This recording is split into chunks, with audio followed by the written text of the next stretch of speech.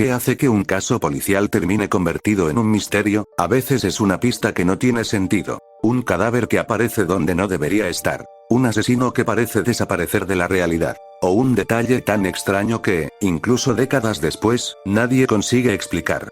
Un hombre sin nombre, con un código escondido en el bolsillo. Una granja donde el asesino se quedó viviendo días después de matar a toda una familia. Un hombre que bailaba, hablaba de la Biblia, y desaparecía sin dejar rastro después de cada muerte. Estos son solo 3 de los casos más extraños que vamos a ver hoy en este iceberg, así que empecemos. El asesino del Zodíaco. San Francisco, finales de los años 60. Un asesino que mató al menos a 5 personas confirmadas, aunque él mismo aseguraba haber matado a 37. Le escribía cartas a los periódicos, firmadas con un símbolo de mira telescópica, y algunas venían con criptogramas que él mismo retaba a la policía a descifrar. Uno de esos códigos tardó 51 años en descifrarse, recién en 2020, y no fue el FBI quien lo logró, sino un equipo de aficionados trabajando desde sus casas. Pero después de descifrar el mensaje, la verdad es que no decía nada que apuntara a un nombre. El asesino, hasta hoy, sigue sin confirmarse oficialmente. Un poco más abajo tenemos Jack el Destripador. Londres, 1888. 5 asesinatos en el barrio de Whitechapel, todos con el mismo patrón de mutilación, atribuidos oficialmente a un solo autor, aunque los historiadores todavía discuten cuántos crímenes son realmente suyos y cuántos fueron imitadores. Se manejaron más de 100 sospechosos a lo largo de los años, desde médicos hasta miembros de la realeza británica.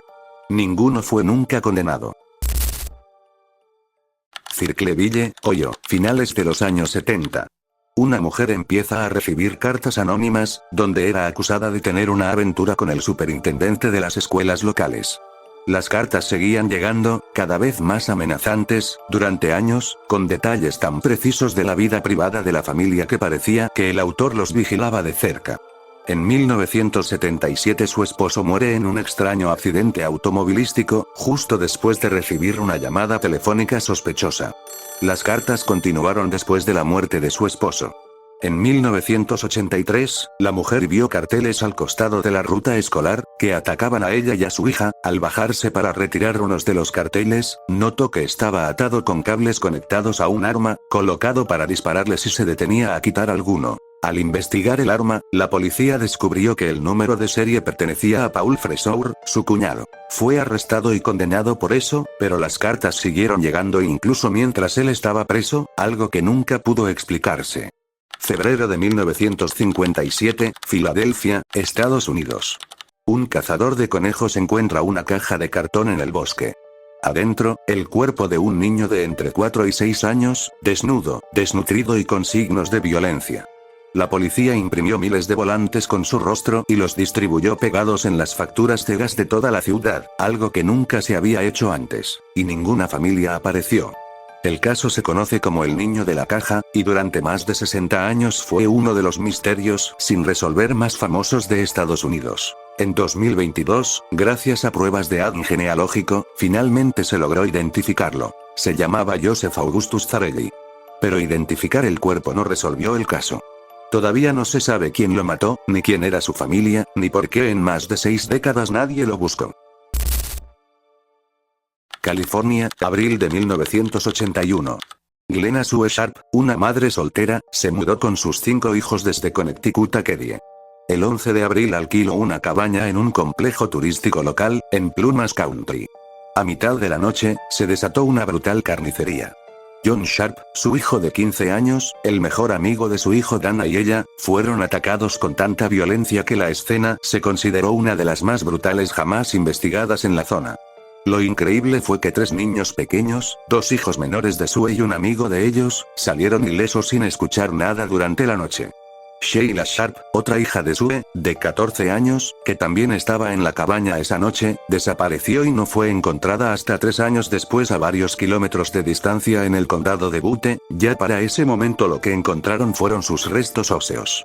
La policía local manejó mal las pruebas iniciales, contaminó la escena y descartó pistas clave, y a pesar de tener sospechosos locales con vínculos cercanos a la familia, las autoridades nunca presentaron cargos formales debido a la incompetencia y la falta de rigor. El caso sigue oficialmente sin resolverse, considerado uno de los grandes misterios y fracasos policiales de la crónica negra en Estados Unidos. Glasgow, Escocia, entre 1968 y 1969.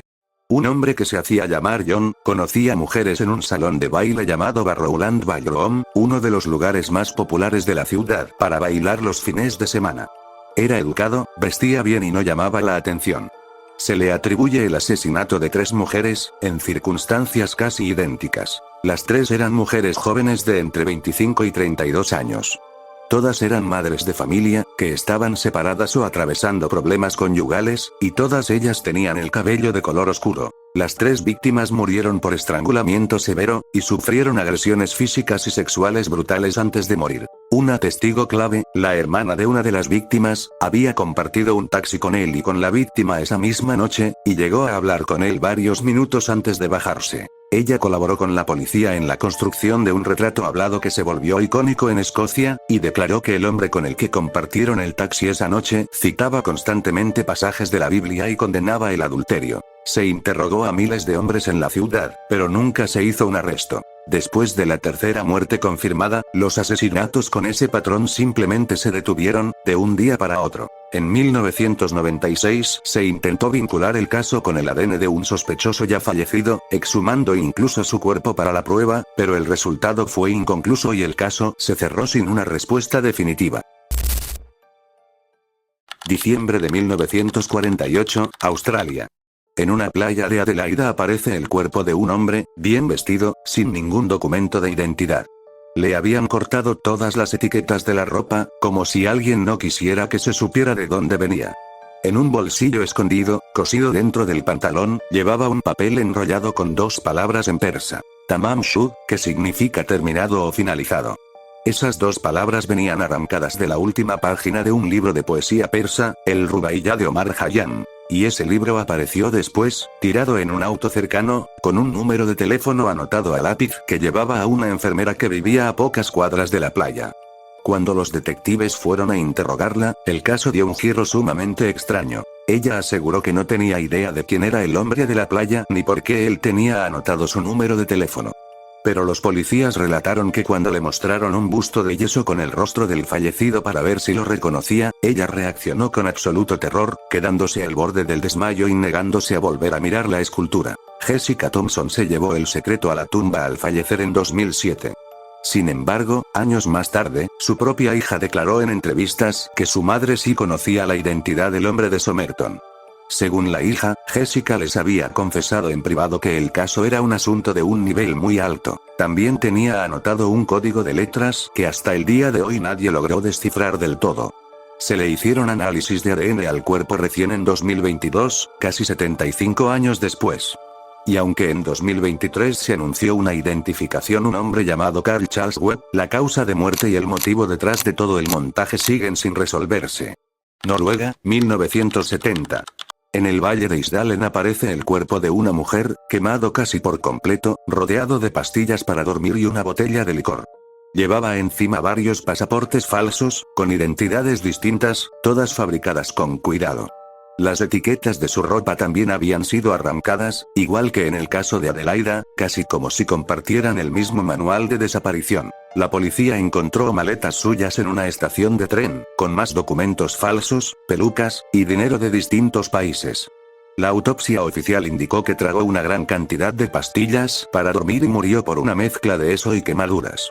La policía cerró el caso en su momento diciendo que fue un suicidio, pero la falta de identidad real y las marcas de espionaje alimentaron teorías sobre un homicidio o una misión secreta. Se la conoce como la mujer de Isdal, y hasta hoy no se sabe quién era, por qué tenía tantas identidades, ni si fue un suicidio, un accidente, o un asesinato disfrazado de los dos. Bavaria, Alemania, marzo de 1922. En una granja aislada llamada Interkaifeck, 6 personas fueron masacradas con un pico. El matrimonio dueño de la granja, su hija, sus 2 nietos, y la empleada doméstica que acababa de ser contratada. Días antes del crimen, el dueño le había comentado a un vecino que encontraba huellas extrañas en la nieve, huellas que iban desde el bosque hasta la casa, pero nunca de vuelta hacia afuera. También decía escuchar pasos en el ático por las noches, y que le habían desaparecido unas llaves. La autopsia y las pistas revelaron que el asesino, tras matarlos a todos, se quedó viviendo en la casa varios días. Los cuerpos no fueron encontrados hasta días después, cuando los vecinos notaron que nadie salía de la propiedad. Cuando los encontraron, los cuerpos estaban en un estado verdaderamente espantoso, mostrando signos de una brutalidad extrema. La policía investigó a varios vecinos y conocidos, destacando a Lorenz Schlittenbauer debido a que mantenía una tensa disputa con la familia, pero nunca se encontró al culpable. El caso sigue oficialmente sin resolver, aunque en los últimos años se reabrió la investigación con tecnología forense moderna, sin resultados concluyentes todavía.